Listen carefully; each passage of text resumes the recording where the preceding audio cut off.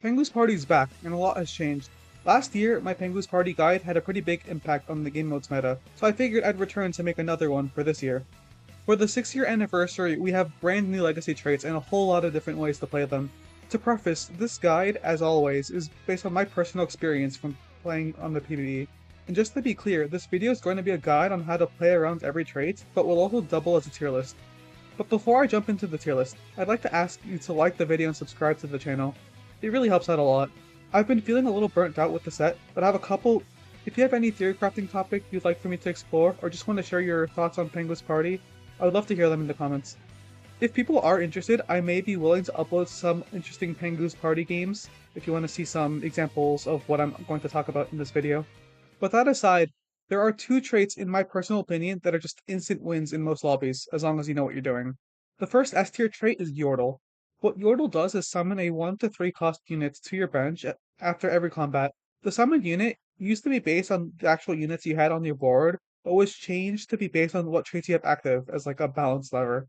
This change was meant as a nerf because of the trait upgrade, which is the really broken parts.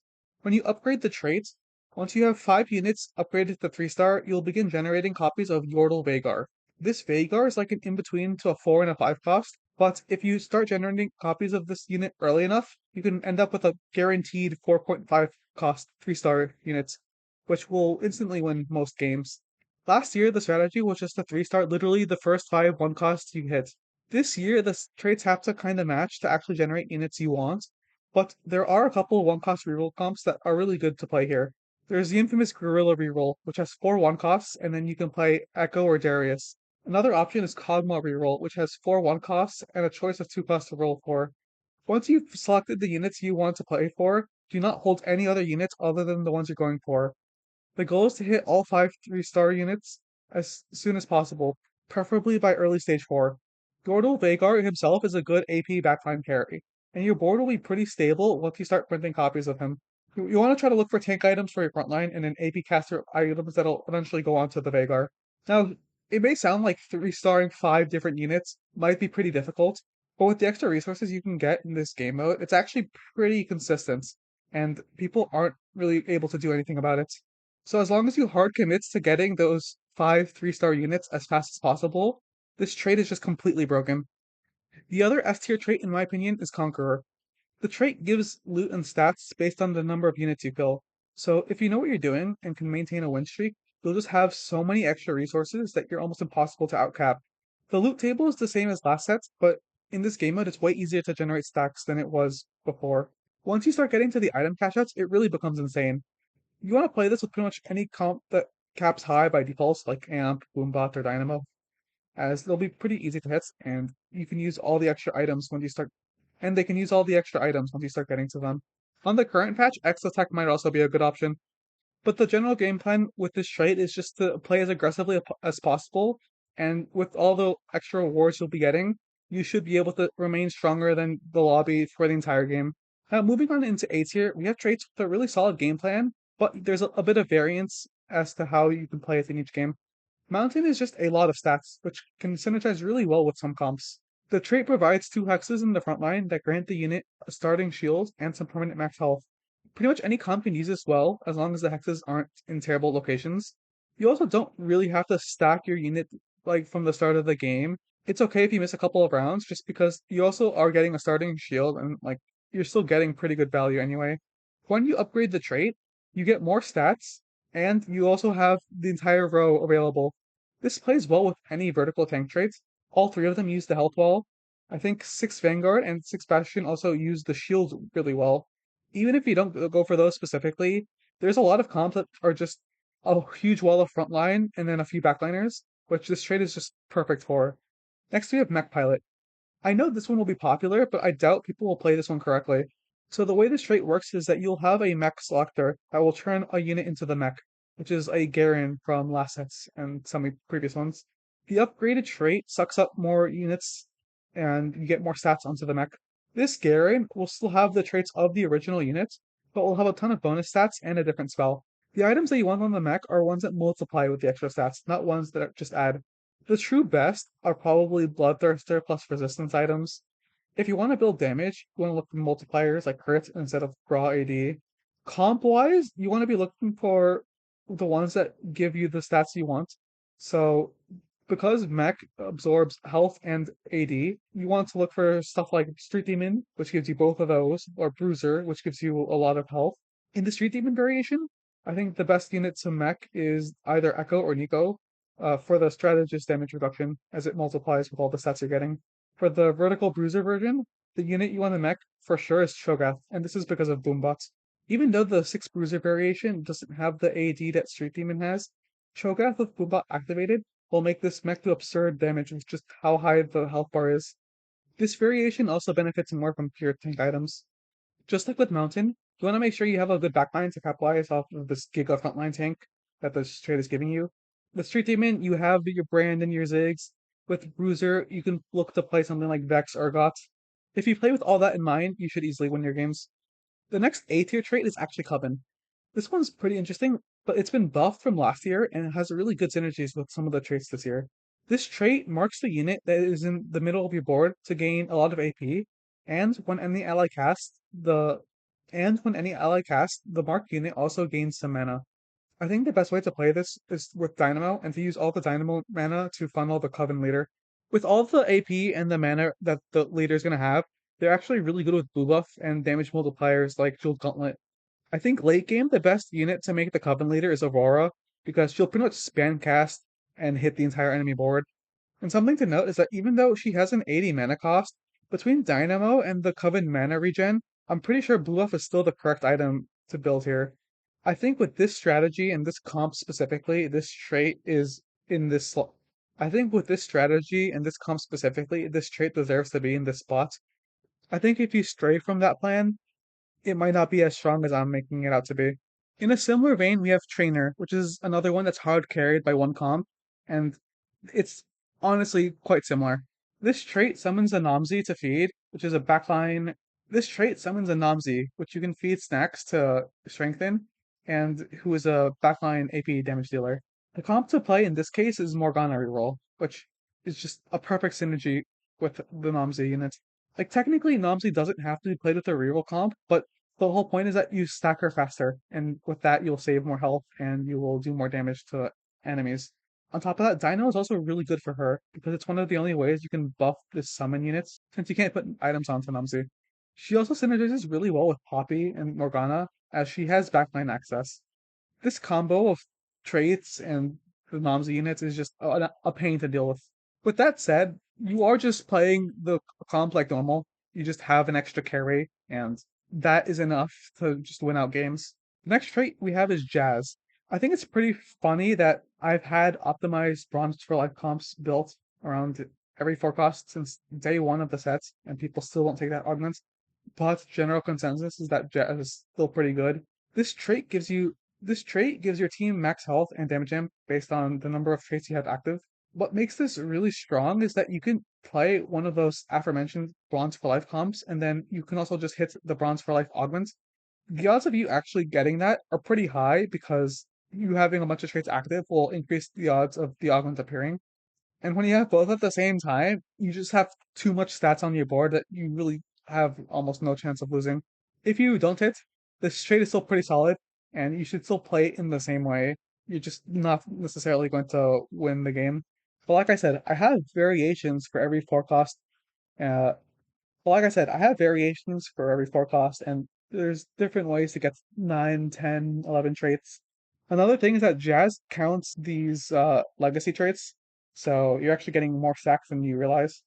The last trait I have in A tier is Shimmerscale. This trait's kind of weird in that I think the base trait is just really OP, and then the upgraded version is kind of whatever. The base trait gives you a Goldsmancer staff and a Draven's Axe later. The Goldmancers is basically an AP gold collector, and the Draven's Axe is like an AD Gambler's Blade. Both of these items just have really good stats, in addition to the gold that they can generate. Having two extra items for free is just really strong. The upgraded trait gives you a Crown of Champions, which can let the holder one-shot a unit it attacks once every 4 seconds. I think compared to other upgraded traits, it's not actually that insane.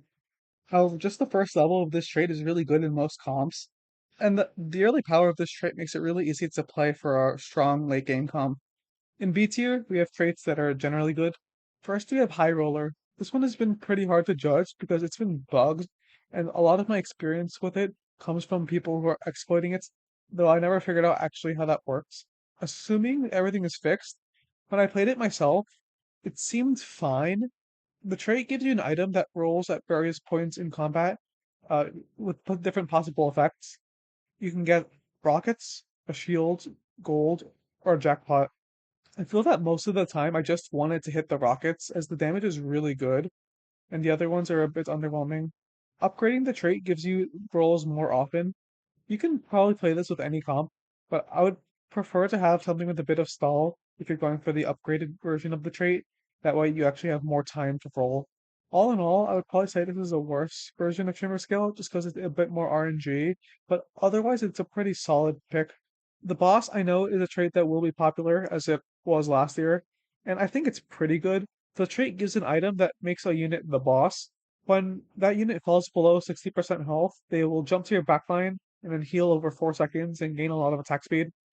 The trait upgrade gives more attack speed and converts 70% of that unit's damage into true damage.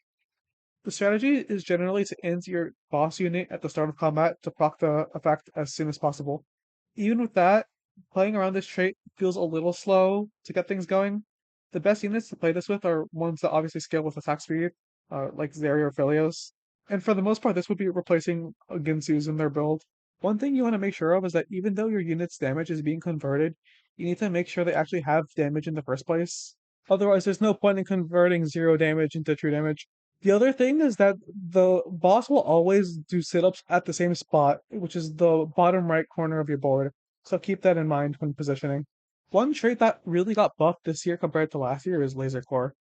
This trait gives you drones that do damage when each of your units deal or receive damage, proccing once every zero point 0.4 seconds. The trait was buffed going into this year, but where this trait really shines is when you play it with Boombot, since the two traits proc each other. This interaction alone could warrant this trait deserving of a higher spot, but I found it pretty volatile and depended on hitting a good defensive trait to complement it. Apart from that, this trait is solid on tanky comps, okay on attack speed comps, but I would say that's kind of more of a bait. In any other comp, it's a bit underwhelming, but there's plenty of options to choose from anyway. The next clump of traits is gonna be like those generically safe, flexible options, and the first one in that camp is Preserver. This trait gives your units health regen, or if they're full health, mana regen. The trait upgrade gives you more and gives you both at the same time. This is good in pretty much any comp and is just a really safe and reliable option. I think this is especially good on comps with carries that have higher mana costs, like Street Demon or MF, because the mana regen is based on the unit's max mana. Units with a higher maximum mana will be generating more mana than units with a low mana cost. Then we have Dragonlord, which is just a really consistent value that works in, again, pretty much any comp. What this does is summon a dragon that creates a huge AoE 8 seconds into a fight, which does 10% max health 2 damage to the whole enemy board, and stuns for 1 second, and gives your allies 10% attack speed for the rest of the fight. The trait upgrade increases all of those numbers by 50%, and then adds a second blast 10 seconds later, so at 18 seconds in combat. This trait is definitely really good, but as you can kind of see by its placement, it gets outclassed and outshined by other traits. You should still always be happy to see this, because like you can never go wrong with Dragonlord, even if there are some better high roll options. Another versatile one is Bilgewater. This one's gotten nerfed repeatedly, so now it's here in B tier, whereas last year this was one of the best ones. This trait adds extra delayed damage to every instance of damage your units deal. Where this trait shines is with high AoE comps, as you want the cannonballs to hit as many units as possible. Because of this, I think the best comp to play this with is probably Street Demon, as the comp has multiple carries with AoE spells. Apart from that, this trait is flexible enough to be good with pretty much any other comp, but I would be wary of circumstances where the unit is likely to one-shot, something like a Vagar. Because unlike situations where you're just chipping down the enemy health bars, if you're just outright one-shotting enemy units, you're not getting any extra damage, so it's kind of a waste to take this trait. Another trait in a similar situation as Bilgewater is Elderwood. Just like Bilgewater, this was another one that was really, really good last year and then overstated, and then it's gotten repeatedly nerfed into now just being a solid trait. Elderwood gives resistances and AD and AP to your units over 10 seconds. This is good in most comps, more so in ones that don't have access to these traits but would like them, stuff like Exotech, Amp, Wizards, Golden Ox. and like slightly less so on Bastion, Marksman, Techies, the ones that already have those traits. But it's still good in any situation. Right now, I would say that this trait is like the line as to what's good and what's not. Uh, those that are gonna be similar value will be around this B tier, and then anything that's significantly better will be higher. Anything that's significantly worse will probably be lower. Up next, we have Pyro. This is another versatile option that doesn't really get that crazy, but is generally a safe take. The only thing is that if you're struggling early, it might be hard to get more stacks, so there is a bit of a tempo aspect with this trait as opposed to some of the previous ones. What this trait does is it gives you stacks on enemy unit kills that give your units attack speed. The upgraded trait gives you double stacks and gives you an execute on units below 12% HP. That execute is what saved it from being a tad weak. Otherwise, I would say this trait is a little bit understated. If you have a strong board early, you can get to a pretty good amount of attack speed late game, but it'll take a while. At the worst, though, you're still getting some more of a stat that is good in any comp in attack speed, so it'll always at least be slightly useful. The last B tier trait isn't one of those flex traits that I've just been describing. I think it's better than the other C tier ones, so I'm gonna put it here. That trait is Imperial. This trait randomly selects some of your units at the start of combat and gives them 60% damage imp. The history of this trait is a bit complicated, as it used to not to be pure RNG, and instead it used to be on your strongest units. However, I and many others found that if you just remove your items on the units you don't care about, you can force Imperial to be on your carries every time. And Riot did not want that, so they changed the way the buff works, and now it's just random. Since that change, this trait had been pretty terrible, and Riot had to buff it a couple times last year. Right now, I would say this trait is decently strong, but still doesn't feel too good because of that RNG aspect. The best way to play this is to select a comp where there are as few non-damage units as possible. I think the best comp to play this with is like some combination of Slayer and Divinicar, as most of those do damage. I think comps with trait damage like Bootbot or Animal Squad can also work. Maybe Vertical Techie also can work with this. Other comps that have very few actual carries and a lot of like frontline probably don't want to take this trait, as there's a pretty decent chance of the trait being useless. In C tier, we have traits that are either a bit undertuned or pretty difficult to make work. Starting with Mascot, which is pretty much Preserver but worse. You get health regen, which increases each time one of your units dies. The regen is a bit more than Preserver, but there's no mana regen, which means it's only good for your frontliners. The trait upgrade gives you more regen. Like I said, it's pretty decent in like tanky comps, and it works pretty well as like an anti-heal check. But if they do have it, then this trait is kind of just worse than some of the other options. As I said, you can still find success with this. It's just a bit underwhelming. Now, Glacial is a trait that sounds really cool on paper, but in reality is pretty underwhelming. The trait gives you a Glacial Mallet item, which gives the user a 25% chance on attack to do 200 bonus damage and stun the target for 1 second. The trait upgrade also increases the damage to 500 and gives you a second mallet. The one comp this feels okay with is Kog'Maw reroll, and that's because you're abusing the fact that Kog'Maw is both an attack speed unit and a boombot. I think on other attack speed units this isn't really that good, and only having two mallets makes the idea of playing vertical rapid fire also not very appealing. So in terms of a consistent win con, you're pretty limited, but there is at least an option, so it's not too bad to take this. After that, we have Storyweaver, which is one that I personally was a bit disappointed with. I'm pretty sure the problem is that the trait is just undertuned. Storyweaver gives you a Kale, which you can upgrade based on your tactician's level. The trait upgrade gives you access to more upgrade breakpoints. So the first level only gives you the first supportive upgrade, and the trait upgrade will give you all access to the second and third one. The note that I have here is that her scaling is just not very good. Also, something else that I found a bit weird is that on the last upgrade selection, the red option we had in set 11 that gave her AoE auto attacks, it just isn't there. We only have blue and green.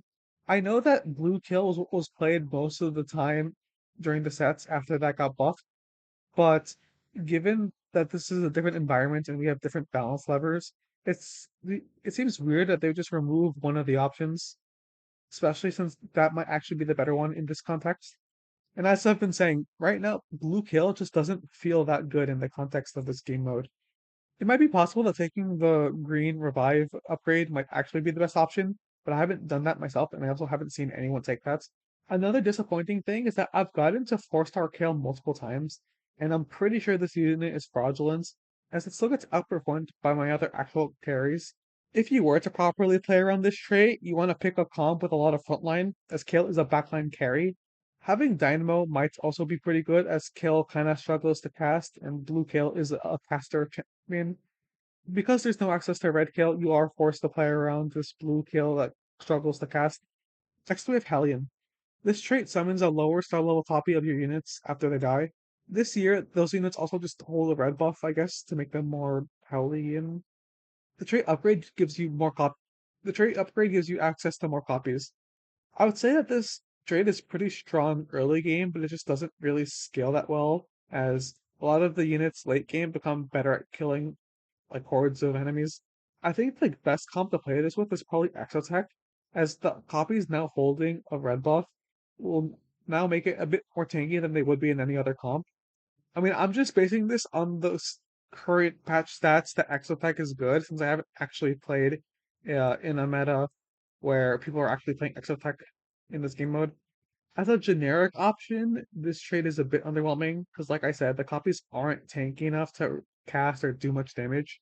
But at the very least, you'll probably save a good amount of health. Next is Rebel, which I can't really say is that weak, but it's pretty annoying to use and it's fairly limited. The trait gives you a starting shield and damage champ for every ally that starts next to each unit. If you fully surround an ally, then that means they'll have this bonus applied 6 times. Whereas if they were only touching like 2 units, then they'd only get the bonus 2 times. The trait upgrade just increases the shield value and the damage amp you get. The main problem with this trait is that it forces you to clump, which can be pretty bad in this set. It also becomes tricky to position because there aren't that many comps where you can actually greed this value very much. I think the best way to abuse this trait is to play around 6 Bastion Zeri, as the Bastions use the shield really well, and Zeri's starting position doesn't matter as much compared to other backliners. So you can kind of just greed. Even with that almost perfect comp synergy in mind, I'm not really that convinced that this is any better than something like Mountain, which is a pretty bad look for this trait. Next is Punk. What's interesting here is that Punk actually is replacing Disco from last year as one of the set 10 representations. Overall, I would say it's an improvement and definitely easier to tune, but right now I think the numbers are just a little low. The trait gives your team health, AD, and AP, which increases every time you spend gold on a shelf reroll. Every round, you also get a special reroll that only costs 1 gold, but gives double the bonus. The trait upgrade increases the base stats. I would say that this trait is meant for reroll, as it was in set 10, and there are plenty of options to choose from. I think the best might be Graves, just because you have more gold to roll because of Goldenox. That said, because the stats are a bit too low, I would say there's better traits to take, even for that comp. However, if they just increase the numbers, I can see this trait being pretty good. Now we have Socialite, which is probably one of my favorite traits of all time. This trait provides a Spotlight Hex, which gives the unit on that hex mana regen and bonus damage. The upgrade gives board bonus damage and adds Omnivamp, and adds a second Socialite hex. The thing is, without the context of set 6, this trait is just really hard to use in this game mode. Last year, in set 11, there weren't really any good users, so this trait was just pretty bad, and they had to buff it a lot. This year, in set this year in set 14, there also aren't that many good users. To put this into perspective, the best part about this hex is the amount of mana regen, which is 5 per second, which is a lot in the modern state of TFT. However, with the way mana lock is prevalent in a lot of spells, the number of users that could actually benefit from this insane mana regen is very limited. And on top of that, the Socialite hex could be literally any of the 28 hexes, and there's a lot of options that just don't work for a lot of units. I think some of your more flexible options are like Zed, Zeri, or some of the 5 costs. I think most of those would be okay in almost any hex. But technically, if you get a good hex location, you can play pretty much any comp. But the problem is that you don't know what the hexes are until you pick the trait. And you also can't look at someone else's board to see the trait because their hexes can be different. So while for me, this is a nostalgic gamble, I would not recommend others to play this. The last 2 traits here in D tier are just both undertuned and frustrating to play. Shurima has been kind of a joke in Pengu's party, just because it's very much worse than the original version and very much worse than almost every other trait. What this trait does is ascend your strongest unit after 8 seconds, which It gives them 35% max health and 40 attack speed. The trait upgrade lets you send 3 units, and it happens at the start of combat rather than 8 seconds in. The problem with the trait might be a numbers thing. They buffed it a couple times, and it's still pretty weak. The other problem is that the best users are 5 costs. It can be acceptable on some units like Graves, Zed, Neferi early on, but that's not to say that they wouldn't prefer many other options like Mountain or Elderwood or even like Bilgewater. If you're playing flexibly, right now there's just no reason to take this over anything else. The very last trait to talk about is Phantom. I think this is pretty fitting, and I'm pretty sure Riot is going to keep this trait the way it is on purpose, which in my opinion is bad. And the reason Riot's gonna keep it bad is just by design. What's funny is that early game this is actually probably the best trait, but as the game goes on, the amount of reliance on random chance is just too frustrating to reliably make a game plan around. What this actually does is lower the health of one random enemy to 30% at the start of combat. And if you upgrade the trait, it instead changes the and if you upgrade the trait, it instead sets their health all the way down to 100, and it does it to a second unit. The problem is that as the game goes on, the odds of this trait actually hitting an important unit are pretty low, and the odds of it being just useless are pretty high. This trait can clutch out and hit perfect targets sometimes, but it is just random chance. And while some people can appreciate a clutch factor, at the end of the day, this isn't actually going to help you win games, unlike pretty much any of the other traits. So if you're willing to just leverage the decent early game and to try to win that way, that's perfectly fine. If you are a better player than your opponents, then this can be a viable strategy, but at that point, you could also just do the same by picking any other traits and have a much more fun time. So that's it. I'm pretty sure there's going to be a balance patch or two for this, like there was last year, but I'm not really going to cover those. So while those might affect future tier list placements, it wouldn't change how you're going to play each trait, which is what I covered. Between this and the Set 10 revival, I think those who aren't too crazy about Set 14 will still have plenty of TFT content to enjoy. As for me, I have a couple of TFT related things and not TFT related things that I'm working on, so maybe stay tuned for that. Anyway, I hope you enjoyed this video, and thanks for watching.